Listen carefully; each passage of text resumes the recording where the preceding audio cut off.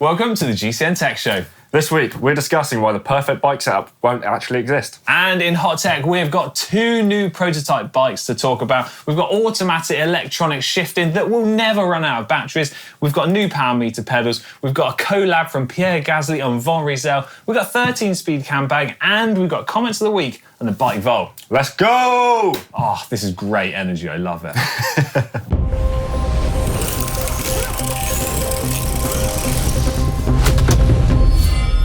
Okay, right, on to this week's main talking point. So, yeah, we want to discuss why the perfect bike or perfect bike setup will never exist. Now, the reason this came to mind was fun enough because of Ollie's video at the weekend where he was talking about tubeless tyres and inner tubes. And let's just say, I mean, things got pretty spicy in the comments, right? Very spicy. I thought the whole rim brake, disc brake saga was perhaps the spiciest out there. I think this is the new sort of divisive topic, I think. Yeah, I think you're right. Some people saying they love tubeless, some people saying they love inner tubes, and then there was also a third option. Yeah, there was a fellow on tubs still. This guy was like, hi, still running tubeless tyres over here. Now, what I think we need to make super clear, right? Ollie's video was kind of sharing his experiences and use cases rather than like an opinion of everybody. Yeah. And also, I think we should call him out a little bit on some of his tubeless setup examples that he perhaps demonstrated. What do you think? I mean, it wasn't the tidiest. I'll give him that. That's polite. Given this new sealant can be injected through the valve as well. I mean, hand-eye coordination was all over the place. I think a toddler might have better hand-eye coordination. Yeah. It's important you say about the fact that you can inject tubeless sealant through the valves, right? We've got some here. We've got some there. So this is understandably the latest sealant from Silca, right? Yep. What does it say on the front? Just read these words out to me. With injectable fibre foam. So, Ollie has poured it in when you can just inject it through the valves, which helps make it tidy for everybody. So, it does kind of highlight the fact that there is no kind of like blanket rule of one setup or one bike type is best for everybody. No, like, there's so many, it's completely subjective, isn't it? So, it's where you are in the world, what you're riding. Yeah. So you're not going to take your aero bike on a gravel ride. You're not going to use your aero bike for commuting on some really naff roads. Yeah. I know we got loads of those around here, but... Equally, you're not going to see someone trying to race the Tour de France on a steel commuter. No. I mean, absolute hero. Right, what we should actually talk about is, like, I want to find out more about your tyre setup. Oh, Actually, before you tell us about your tyre setup, I've just overlooked a fairly big issue here, and that is that I haven't actually introduced you to the channel. Hello. That's on me. Right, by the way, this is Adam, everybody. He's here while he's on holiday. I feel like he's kind of dropped us in a bit and sort of Ollie's basically like pulled the pin and then gone on holiday. Yeah. So anyway, Adam has been here at GCN Megabase for quite a while, right? Helping look after all our bikes, keeping us on track, fixing most of Hank's maintenance disasters. But now you are going to be over on GMBN Tech teaching people how to fix their mountain bikes, right? Yeah. Oh, that's pretty cool. Knowledge is power. It is. Yeah. And I think you've got plenty of power now. So talk to me about tyre setups that you would run on your road bike, because we're not allowed to talk about mountain bikes. No, okay, cool. So road bike, I am running tubeless. Yeah. I really like it, particularly on my sort of more day-to-day road bike. So one I would use through the winter as well, because you are going to pick up those sort of little flinty punctures, particularly where there's more like debris on the roads throughout the winter because of bad weather. I mean, it's going to seal all those, and then you're not having to deal with punctures when you've got cold, wet hands. Yeah. And you're not having to stop and get cold doing that either. Yeah. I mean, on a commuter bike as well, it means you can get from door to door, potentially without having to stop to fix anything. Yeah. Which is dead cool. And then the performance benefits of it, lower pressures, it's more comfortable, more grip. So you're less. I'm sensing you're an advocate of tubeless. 100%. Yeah. So would you run tubes in any examples or situations? I think, particularly so with Ollie's lovely Red Orca. Yeah. A lightweight build. Yeah. Marginally lighter. Yeah. I'd maybe do that. Okay. That makes sense. Yeah, I guess maybe a TT, but a bike that doesn't get ridden that much. Yeah. So then your sealant's not just sat in the tyre and sort of pooling up, drying out. Yeah, no, that makes a lot of sense, actually. So, Right. I mean, I'm gonna tell everyone I love tubeless tyres. It's been said about 10,000 times before on the channel. So if anyone doesn't know that, just a reminder: I love tubeless tyres. Yeah. But what I do want to be clear is it doesn't mean I only ever run tubeless tyres. Currently on my bikes, my Pinarello is set up tubeless with RS tyres. My Canyon Ultimate has got inner tubes, and also my Orbea Orca has got inner tubes in at the moment. Yeah. So there's just different setups. And like you mentioned, in terms of the bikes, well, I've got 3 different styles of bikes. I know they're from different brands, but it would seem nearly impossible to pick one out as being like my favourite or the best, because each one is better at a different type of thing and serves a slightly different purpose. Yeah. I mean, it's an incredibly fortunate position to be in, right? We are very lucky. Yeah, we've got access to loads of different bikes, but if I just had one bike, well, I'd be happy with that. Yeah. I think the thing is, I was saying to you earlier, that it's actually pretty tricky to, it's a hard way to say this, to find a bad bike as such. Like, all brands at the top of their sort of tiers, we've got pretty good bikes. Would you say? 100%. I think like just the standard, even at like entry level now, the sort of standard of entry level bike has just gone through the roof. Yeah, I'm totally in agreement there. Yeah. I also asked Si and Dan about some of their setups, particularly tyres, because we love talking about this stuff, right? Si, off-road, exclusively tubeless, says he wouldn't go off-road without it. On the road, he says he'll just use whatever sort of is easiest and whatever he needs to get set up, tubeless. Dan says he thinks he's running tubeless, wasn't actually sure. But he did say they were away actually last week on a big shoot, right? So Dan was riding a Pinarello X, I believe, and he did say that had inner tubes in it, and he knew that because he punctured and had to put a new inner tube in. But I tell you, there was an unexpected bonus I found out for running inner tubes. It would appear that it gives you like wheelie superpowers. I mean, can we? We need to play the clip of Dan doing the best wheelie I think I've ever seen in my entire life. Oh.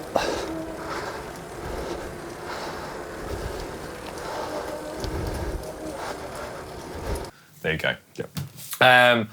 Right. So, what does this actually mean in terms of like broadening this out in terms of the tech? Because understandably, we're GCN Tech, right? Yep. We love talking about bike tech and innovation, but we do cover a broad basis, don't we? Yeah. So I think with the new tech, it's all sort of like comes in from the high end. Yeah.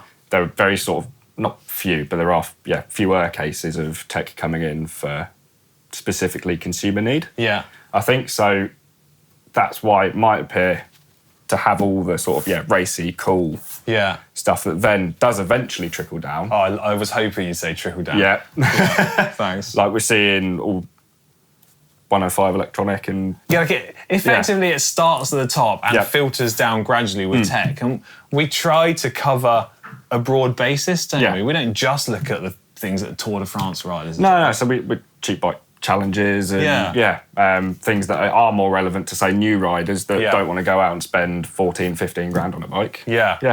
I mean, we are super nerds. Yeah. We love all this stuff. We get excited by it. Yeah, we do, honestly. We love talking about bike setup, all the different tweaks you can make to your bike, all the changes, all the different things. And like for us and a lot of people, that's what everyone loves. But equally, I'm totally cool if you're the type of person that is just happy with getting on a bike and you're like, cool, do the wheels turn, do the brakes work, happy days. Yeah. I think I'm good to go. I think the best bike is the one that puts the biggest smile on your face. Yeah, I mean, we've said that before, and I completely agree. Also, over time, I think it is fair to say and expect that people's opinion and technology does change and evolve. Yep. It would be, because if we went back 50 years, everyone would go, well, of course you'd ride tubular tyres. They're the latest, fastest thing ever. Yeah. And someone would be like, I'm not riding anything but tubular tyres. Yes. And like, I'm happy if someone goes, oh, actually, like tubeless came along, lightweight inner tubes came along, I'm going to change my mind. Yeah. So we do need to open this up to the comments. So what do we want to hear from everybody? I think it's what you are riding and sort of why you're riding it. Yeah, I think I completely agree with that. So yeah, get involved in the comments section down below. Let us know if you are someone like Adam and I who obsesses over every single last little detail, or if you're someone that's just like, yeah, it's got 2 wheels, I'm good to go. Best comments, we'll pick them out next week.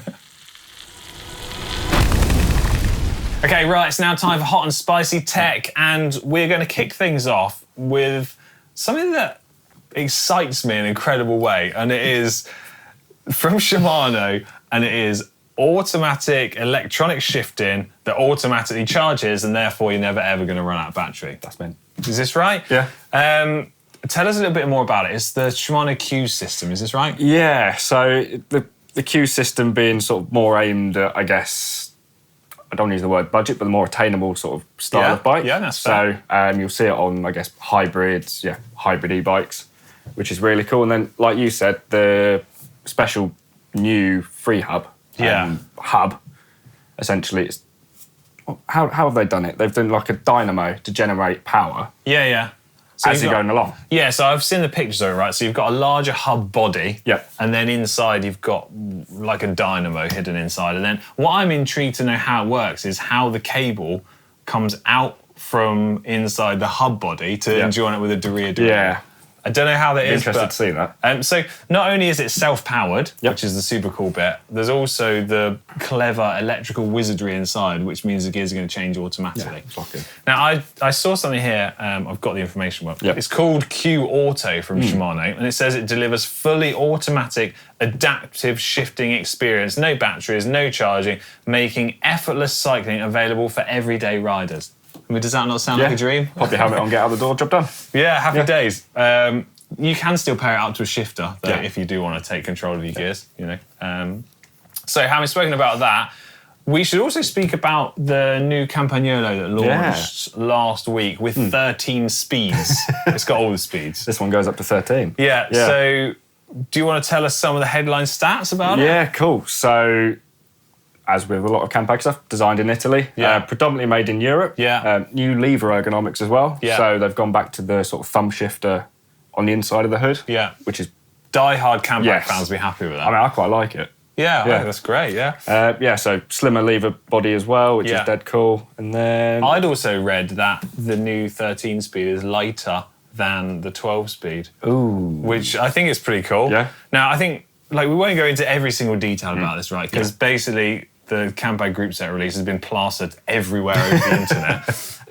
But I have got the prices here, because at the end of the day, that's going to be one of the deciding factors for most people. 4,300 euros for the standard version, 5,399 for the version with the power meter. So there you go. And some of the information we've got here, that Campagnolo say it's the fastest and lightest, featuring an unprecedented gear range. There you go, 13-speed super record. The start of a new era, apparently. Power meters, actually, next. Power meter pedals, specifically. These ones are from Favero, and they're the Assioma Pro RS. Correct. So we had the mountain bike version of these a little while back. Sai and I made a video using the set, and I also was using a set in the build-up to some of my training for Unbound, which actually we've got a video out this weekend. Nice. Yeah, make sure you watch it. But, so what's changed here is the technology in terms of the power meter, spindle and axle is a carryover from the mountain bike version, which I think is called the MX Pro. So what they've now released is that zero-pod, super compact, robust design with a road pedal body that's now compatible with Shimano SPD SL cleats. Oh, man. Yeah, so that's really cool. I'm here for it. In terms of some of the weights, well, we've got 123.5 grams a side, 10.5 mil stack height, standard 53 mil Q factor, and if, like me, you're someone that already has a set with the mountain bike version, the bodies are interchangeable, super quick and easy. So it's pretty cool. That's cool. Right, next up in Hot Tech, we've got a collab. Yes. Do you want to talk us through a little bit? Yes, we've got Von Rysel and Pierre Gasly. French? Sorry. Oui? That's exhausting my knowledge of French. There we go. Yeah, go on. So it's a really cool looking bike. I think sort of married up with this sort of Alpine livery on the F1 car. It's not the first time we've seen sort of an F1 driver get involved with bikes, is it? No, I think these collabs between Well, just motorsport in general and bikes is a cool thing. It's proper cool. I'm here for it. Yeah. So, like you say, the design is pretty cool. The bike's slick. It's based on, let me see, the RCRF, the bike that Ollie made a video all about the development and evolution of that thing. Yep. So super cool. That's dead cool. But you were saying you've seen quite a few different drivers with like bike collabs and stuff. Yeah, so we've got our mate Valtteri. Oh yeah, Mr. Gravel. Mate. Yeah. Then still got the memories of our gravel ride together. It was great. I shook his hand once. Great. There we go. Yeah. Who else have we got? We've seen Carlos Sainz riding with Poggy. Yeah, this is crazy. That's proper cool. And then I think they should have a little sort of cycling race. Yeah. Before the main race for extra World Championship points. Yeah. This is great. I can imagine if everyone crashed them. Sorry guys, we can't actually run the last Formula 1 race because we all crashed doing the preliminary bike race. Also, like, there's that really cool collab, I say collab, whatever. Alec Briggs and Canyon made this super cool bike with the Subaru Rally sort of theme. That was cool. Yeah. Yeah, I'm here for it, basically. I'm for it. Next up in hot tech. Silca grease. Silca grease. Yeah, look at this. New speedy grease. Right, this is it. Do you want to tell us some of the headline stats? Headline stats I will refer to. So we've got up to 50% reduction in friction. Yeah. Up to 90% reduction in wear. Yeah. Extreme low stability. And then just enables constant clamping force without over-tightening when used as an assembly grease. So it's super versatile. Well, what I think is actually cool is written also right on the front here. It says Synergetic race grease, 100% pure performance. There's no things added in it to change the colour. There's no things added in to make it smell fancy. It's just like, we want to make grease that is bloody good at being grease. I had to grab this one from our little stash here at GCN Megabase because the one that I actually have for me is at home in my toolbox, ready to service all the bearings. Also, can I just say a big shout out to Silca, because last week I obviously wasn't here because I was away in America prepping for Unbound, but I had a few little minor mechanical niggles, should we say, before the race. So I dropped by to see them on the stand, which was kind of mad because in the middle of the bike expo, this is just like people everywhere. And I've just rocked out on my bike, like, guys, can I just borrow some tools, please? Yeah. So I was fixing the bike in the middle of their stand. And then the day before the race, I rocked up again and was like, so, don't mind if I just wax my chain to you? They were like, yeah, sure. I mean, this is what we're here for. Yeah. So, yeah, big shout out to them for hooking me up and supporting me with that. Legends. That was cool. Nice. Okay, on to the prototype bikes next. Yeah, this is exciting. So, I'll tell you what, I'm going to talk about the first one because I feel like I've sort of seen it a little bit more, and then you can talk about the second one. Cool, man. First up is one from Factor, and this prototype has been spotted at the Dauphiné.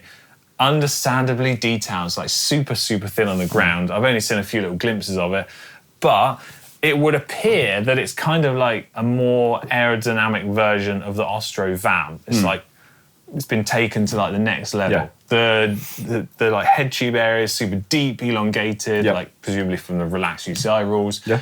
And then the fork, and handlebar, I mean, it's off the charts, right? It is, yeah. I mean, looking at it, is it done for aero or mud clearance? Well, both. Yeah. Both. You've got clearance for probably the fast. It's got better clearance than most gravel bikes, I think. So it almost looks like the front end that's sort of been taken off of their like crazy aero track bike that was launched for like the Paris Olympics and stuff. So presumably they've gone, well, we've developed this crazy aero bike, so what kind of stuff have we learned and can we transfer that across the road? Yeah. So it'll be interesting to find out some more of that, and presumably as the Dauphiné continues on, we might be able to find some more pictures to show everybody. See how it goes. Yeah. Nice. Next up, what we got? Next up, so this was spotted at the the Trans-Balkan race. It's what looks like a full sus Trek gravel bike. Go on, repeat that order of those words. Full sus gravel bike. What? So I'm lost for words. Like, I genuinely am lost for words. I don't even know where to start. So what's cool about this, there's no fanfare from anyone over this at all. But apologies for butchering the name here, but Justinas Levica. So he not only won, but set a new FKT on the Trans-Balkan race on this bike, which is You're going to assume it means it's faster. It's going to be rapid, isn't it? Yeah. So the bike itself, it's got like a little shock mounted under the top tube. Yeah. And then that looks like it's paired to the sort of flex stays they had on the Super Calibre XC bike. Okay, so right, yeah, this is the chair. I mean, I can see it on the picture here. That's quite interesting that it's taking, well, you correct me if I'm wrong, but it's kind of like taking the mountain bike tech and then tweaking it a little bit to suit gravel. Yeah. You've got a super short travel fork on the front as well. So that RockShox Ruby. Yeah, Rudy. I was right the first time. And also, the frame bag. I mean, can we address this? So, Tailfin, they make some really cool, like, bespoke stuff. Yeah. And I think, well, it's You've got to assume it's bespoke. Yeah, so you'd assume that frame's been kicking about for a little bit. If they've had time to do that. Yeah, I mean, it's the biggest frame bag I think I've ever seen in my entire life. Basically, there's no space left in the frame. No, but looking at the times it took to do, I think that FKT was just a little bit over 4 days, which is a long time to be on. You need a lot of energy gels in there. Yeah, so, yeah, I mean, that looks wicked, that. So do we think, this is way too broad of a question for this short little section, do we think this is the way that gravel bikes are eventually going to go? Oof. That's a very good question. That is a very, very good question. I don't think we can answer it. No. Right, we'll save that for another week. Okay, well, in that case, that is Hot Spicy Tech cleared up for this week. There's a lot of stuff in there. Boom. Right, which leads us on to comments of the week. For those of you who are still not aware of what this section is, it's comments that you've been leaving under the videos from last week. Yep. We just pick them out. Yeah. Right, last week's show, you read the first one. So, Ollie's hair looks like it's going to attack Sai. Yeah, like what is going on with his hair? I think that's what happens when you wake it up 5 minutes before it gets put in front of a camera. Yeah. Honestly, and I picked out another comment, sorry, to make my screen a bit bigger. It was from Jim Porter, 8364. He says, apparently Ollie's hair turns into a Rick Astley throwback while he sleeps. Who knew? I also thought it had like Johnny Bravo vibes. Yeah. Mike thought that was great. Yeah. Sorry, Ollie. Also, there was some very, very odd chat between Sai and Ollie about chain loop from Unbound, which, like, taken out of context, I think could be very, very weird. So, these new enlightened times of lube dispenser, I'm all for it. Oh man, it was filled with lube. Automatic chain lubing device. And he was dispensing lube, self-aware of what people would think about it. We're lubing each other. Lubing each other. Absolutely. I'll do you if you do me. Just helping each other out. Next video, Ollie's crazy like Orbea. Yeah, it was really cool. So loads of you sort of chiming in on, your lightweight setups and what you're running on your bikes. So we had HMU Design. What an amazing looking bike. Super nice. Ring the bell. Oh, we can ring the bell for him later on. Yeah. I mean, I think every time that bike's been in Mega Base, I've lost almost hours looking at it. It is a very cool bike. It is a really pretty looking bike. Yeah. Also, Oat Monster says they never thought they'd see an Ely Kranken X-Caddy power meter on a GCN presenter bike, and they say, but who are you and what have you done to Dr. Ollie brackets aero is everything Bridgewood? Well, yeah, you must be going through a bit of a phase here. Yeah. And I mean, the parts themselves, I think they're a little niche Australian brand, so okay. Yeah. And then we need to talk about it now as well. Ollie's video about why he's perhaps considering not using tubeless tyres sometimes. Yeah. So yeah, as we said, like outrage in the comments. Yeah. Some people were loving it, some people hating it. Yeah. But anyway, there's pros and cons to both systems. Neither one's perfect, but here's a couple of comments. Rapide says, I'm still on rim brakes and tubular tyres and I'm happy with that. Brilliant. You do you. Yeah. And then the next one? Next one, so Troy Talbot 185. I stand by my tubeless and have gotten really good at installing tubeless tyres. Nice one. Yeah. Big thing I noticed, and this was 5 years ago, so reasonably early on in sort of road tubeless. Cycling on tubeless felt way more comfortable of a ride. Feels like riding on a cloud, and with back issues, that was important. So, brilliant. I mean, that sort of dials into setup being unique to everyone. Yeah. Yeah, I totally agree. You know, I think it's cool to highlight that. Plus, as spicy as it did get in the comments, it's actually mega hearing everyone's like thoughts and opinions. And like at the end of the day, we're one big cycling community, and we're going to go ride a bike. Yeah. Okay, right, it's now time for the Bike Vault, where you upload pictures of your bike using the link in the description down below, and then Adam and I are going to judge them to be either nice or super nice. If they're super nice, Adam, what happens? They get that. Great. That is aggressive ringing. I'm here for it. The old mountain biker arms, much stronger. Right. Jarrett J with a Trek Domani SL5, 105 11 speed, reserve wheels, 32mm tyres. They've just clarified, measuring 34mm. Nice. Aero bottles. What do you think of this? I really like the fact they've gone and made the comfy bike super fast. And I think he's mentioned about that in his setup for it. So, mile road machine for the not so great Milwaukee roads. Okay. Yeah. So, we need to be clear here. I mean, you're aware of the Bike Vault rules. Yep. Okay, we don't need to recap on that. So, valves look to be aligned, cranks are aligned, it looks to be in the correct gear. Yep. There's the top tube bag, but it's not too bad. No. Like, what's, I mean, it's what's your pretty gut telling you? inoffensive. Oh, I do like it. It looks really sleek. I'm going to go super nice. Yeah? Yeah. I don't want to argue with you. Yeah. Yeah, I'm not arguing with you. Courtney Waters next. Yep. You tell us about the bike. So, what is it? It is a Specialized S-Works Crux. 2014? Yeah. Okay. So it's like... It's like before gravel was cool. Yeah, well, it was. Right, so they say this is post-gravel ride in Utah. Yep. Used for gravel most of the year, and then it runs me through the local cyclocross series in the fall. Won by... okay, cool. Right, what are we thinking then? The colour is doing it for me. I really like it. Yeah, it's vibrant. It's not a black bike. Yeah. That's cool. Tannerable tyres, I like that. Yeah. The cranks are aligned, the valves looking good. I like the way it's sort of a dual-purpose bike as well. Yeah. Yeah, again, having that one bike to do everything versus loads of different things. Not great for time trials, this bike, though. No. I mean, gravel time trial? Yeah? Yeah. Nice or super nice? I'd go nice on this one. I think, yeah.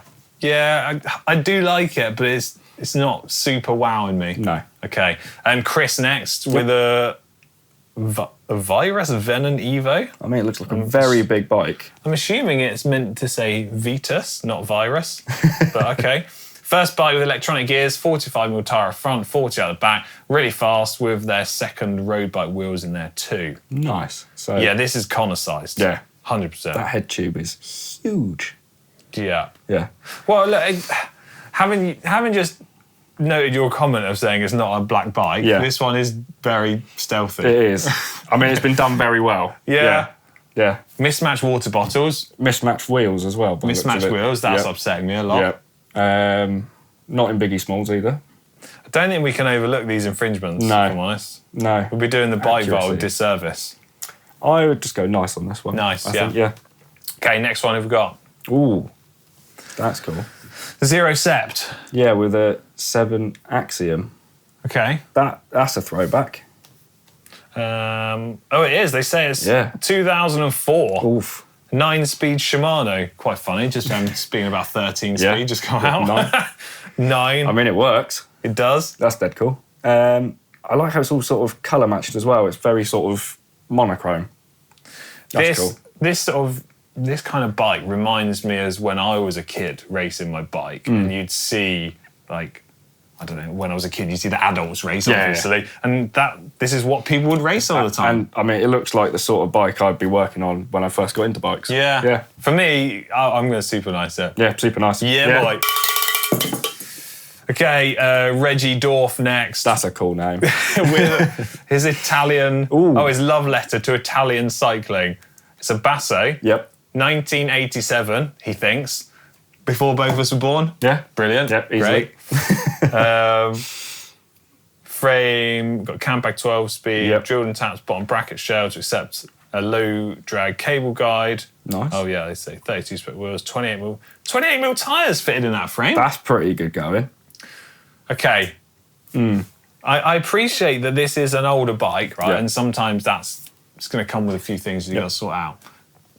What are you thinking on the state of the lever hoods? That was the first thing I was drawn to be honest. If your bar tape's that white, you've got to clean your hoods up as well. They need a good old scrubber dub-dub. Yeah. I don't think I can look past that. No. Bike, fantastic. Yeah. Lever hoods, really ruining it for me. Yeah. So nice. That's a nice, yeah. Knee, LJ. Ooh. Tubular tyres. Yeah. Help tubular tyres. They say, hey guys, I need some help. Currently building a 2012 Cannondale Super 6 Evo for my better half for the 2025 hill climb season. We, with a hoped for weight of around 4.5 kilos. Me. Fair play. They say, what's the widest / lightest tubular tyre that we can fit with the lowest rolling resistance that has a degree of puncture protection? Well, I mean, you can't have all of those things That's like together. that triangle when you've got to pick two of them. Yeah. I want a really wide, super light tyre with lots of puncture protection. I mean... Impossible. Yeah. Well, if you find a solution, let the tyre manufacturers know. Well, please let us know. Yeah. Okay. I mean, I think that's a setup Andrew Feather would love. This is cool. Yeah. I'm slightly upset that the cranks was level up at 180 out. I mean, is that an oval chainring as well? I think it is. Yeah, that's cool. That's really cool. Yeah, I want a super nice. It's just, I would, but there are just one too many infringements with the crank, I think. well, we can't argue about it. No. Can't fall out on our first show. No, I'd go nice. Yeah? Yeah. Well, I mean, I've been here longest. Super nice. Overruled. Right, that was our last bike in the bike vault. Cool. I'm so glad we ended on me ruling that one. Yeah. Right, Adam, it's been an absolute blast to have you on the show. Thanks for joining us. Thank you for having me. It's really fun. cool. Yeah. Reminder, do get involved in the comments section down below. Let us know what kind of person you are when it comes to your bike setup. Super fussy, or do you know what? You don't care. You're just happy to be out cycling. Best ones will pick them out next week. And yeah, keep your eyes peeled over on GCN because my Unbound video is out this week. Yes. Right, see you later. Bye.